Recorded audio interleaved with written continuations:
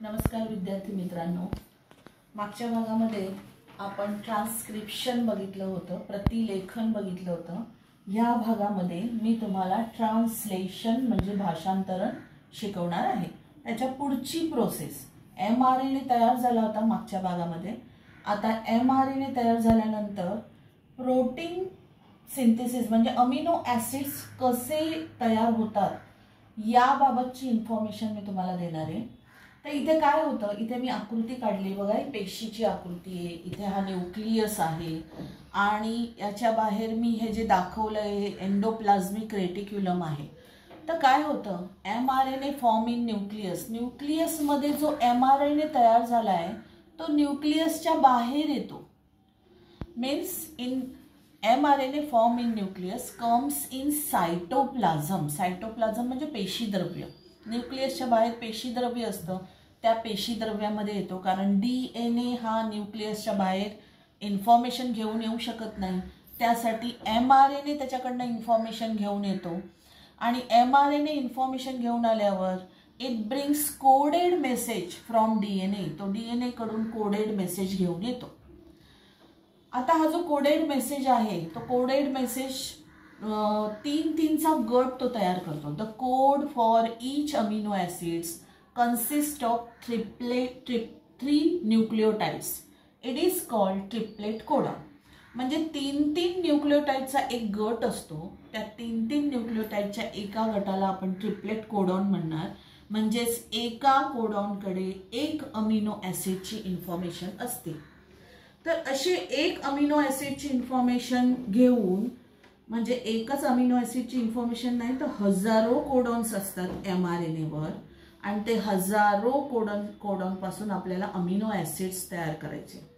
आता हे amino acids म्हणजे त्याच्यापासून प्रोटीन तयार करायचे, तर ते काम असतं रायबोसम्सचं। ते कशावर असतात तर एंडोप्लाझ्मिक रेटिक्युलमवर असतात किंवा पेशीद्रव्य तिकडे तिकडे फ्लोट होत असतात। मग हे रायबोसम्सचं काम काय तर ribosomes act as protein synthesis factory, म्हणजे प्रथिनांचं संश्लेषण करण्याचं काम ह्या रायबोसम्सचं असतं। मग ह्या रायबोसम जेव्हा हा mRNA न्यूक्लियसमधून बाहेर येतो तेव्हा तो अटॅच होतो रायबोसम्सला, पण ह्या रायबोसम्सकडे ती इन्फॉर्मेशन घेऊन जातो tRNA, जो मी इथे खालीच दाखवलाय बघा।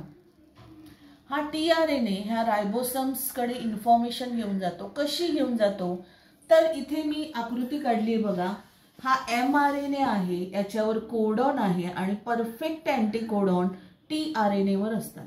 म्हणजे जिथे A असेल तिथे U, C असेल तिथे G, U असेल A, याप्रमाणे हा अटॅच होणार tRNA आणि तो एक कोडॉनची इन्फॉर्मेशन रायबोसम्सकडे घेऊन जाणार आणि त्यालाच आपण म्हणणार ट्रान्सलेशन, भाषांतरण।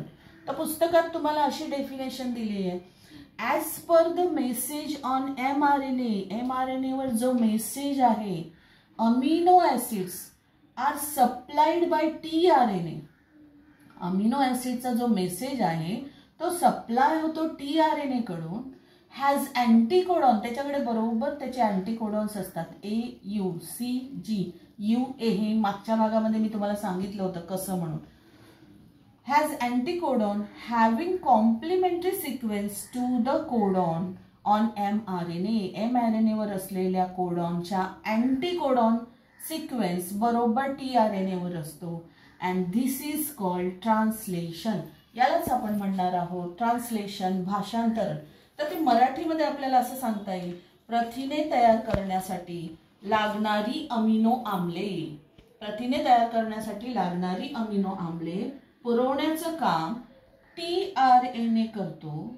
त्याकरता mRNA वर जसा कोडॉन असतो त्याला पूरक क्रम असलेला अँटीकोडॉन tRNA वर असतो आणि या क्रियेलाच आपण म्हणणारे भाषांतरण। तर अशा पद्धतीने ट्रान्सलेशन ही डेफिनेशन आपल्या लक्षात राहू शकते। तुम्हाला व्हिडिओ आवडला असेल तर लाईक करा, शेअर करा, कमेंट पण करा, मला सबस्क्राईब करा की तुम्हाला जर अजून कुठल्या सायन्सच्या कोणत्या टॉपिकवर जर व्हिडिओ पाहिजे असेल तर तुम्ही मला कमेंट करू शकता। धन्यवाद.